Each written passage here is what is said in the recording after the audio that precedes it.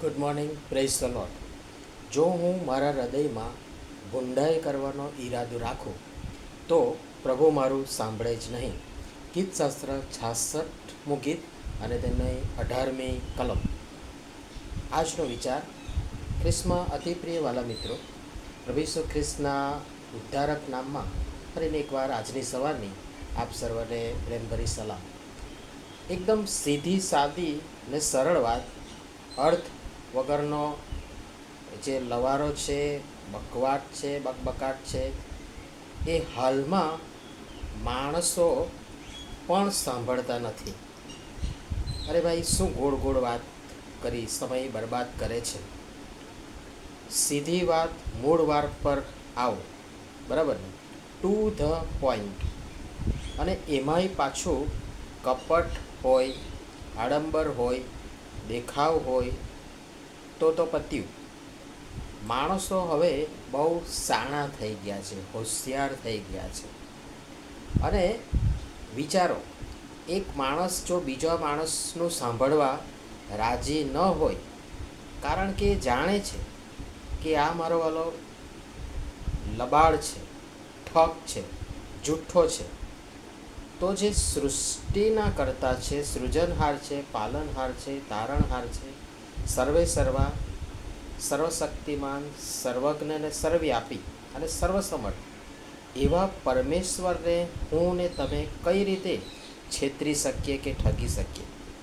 તેઓ તો અગમ નિગમ, ભૂત ભવિષ્ય વર્તમાન બધું જ જાણે છે. અને તેમને ખબર છે કે મારા મનમાં કંઈક અને મુખમાં કંઈક જુદું છે, અંદર જુદું અને બહાર જુદું છે. હું મારા હૃદયમાં ઊંડાઈ કરવાનો ઈરાદો રાખું છું, અને મારામાં અહમ છે, તોર છે, અભિમાન છે, ટોન્ટિંગ કરવાની વાત આવે, ગર્વ છે, તમામ છે, મોટાઈ છે, મદ છે, બદલો લેવાની અને પાડી નાખવાની, બીજાને નીચા દેખાડવાની દાનત છે. હું જ કંઈક છું ને હું કરું અને હું કહું એ જ થવું જોઈએ અને એ જ કરવું જોઈએ, એ જ સાચું છે. આ મારી મનોવૃત્તિ, આ મારું વલણ, આ મારો વ્યવહાર, વહીવટ, વર્તન એ મારી પ્રાર્થનાઓના પ્રત્યુત્તરને અટકાવે છે. એવું નથી, હરગીજ નથી કે પ્રભુ સાંભળતા નથી. ના, પ્રભુ સાંભળે જ છે, પણ પ્રત્યુત્તર આપતા નથી. અને મૂળમાં એ હું અને તમે જ જવાબદાર છીએ.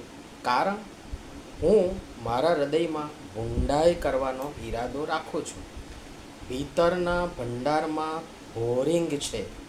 ઘણા પ્રશ્નો આવે છે અને લોકો પૂછે છે કે આટલી પ્રાર્થનાઓ થાય છે, વિવિધ પ્રકારે ને વિવિધ રીતે, વિવિધ સ્તરે, તો કેમ સંભળાતી નથી? અને મેં આગળ પણ કહ્યું જ છે કે સંભળાતી નથી એમ નહીં, સંભળાય જ છે, અચૂક સંભળાય છે, પરંતુ પ્રત્યુત્તર મળતો નથી. ઊંડાઈ, બદ ઈરાદો અને સ્વાર્થ અને આપણું પાપ આપણને જ નડે છે.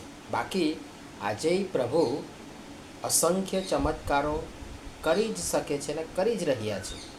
માનો કે મારી દુકાન છે અને ગ્રાહક કંઈક લેવા આવે, પણ એ વસ્તુ હું આપવાને બદલે રાખી મૂકું કે ના યાર, આ તો બહુ સરસ વસ્તુ છે, એ અપાતી હશે, અથવા સાવ થર્ડ ક્લાસ વસ્તુ આપી રવા ન કરું તો ચાલે.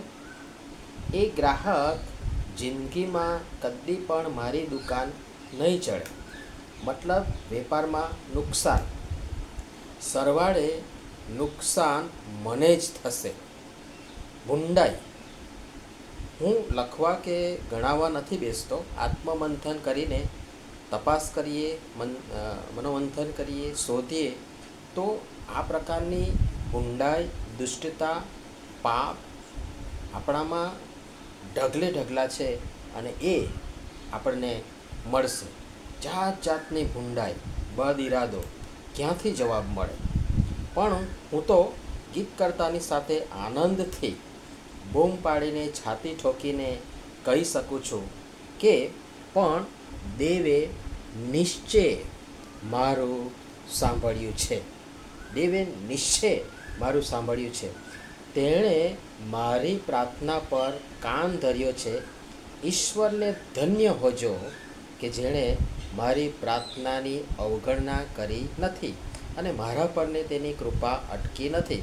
ગીતશાસ્ત્ર 66 ને 19 ને 20 પ્રમાણે. પ્રભુમાં પ્રિય વાલાઓ, પ્રભુ સાંભળે જ છે.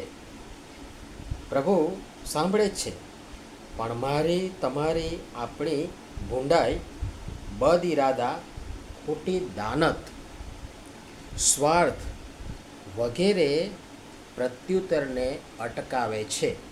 એમ ન થાય એ માટે હૃદયમાંથી ભૂંડાઈને બહાર કાઢી પ્રભુનો પ્રેમ, કરુણા, દયા, મમતા, અનુકંપા ભરો તો ચિત્ર કદાચ કંઈક અલગ અને જુદું હશે. ઘણીવાર જવાબ મળવામાં વાર વિલંબ થાય છે. એની પાછળ ઈશ્વરની ઈચ્છા અને યોજના જુદી હોઈ શકે છે.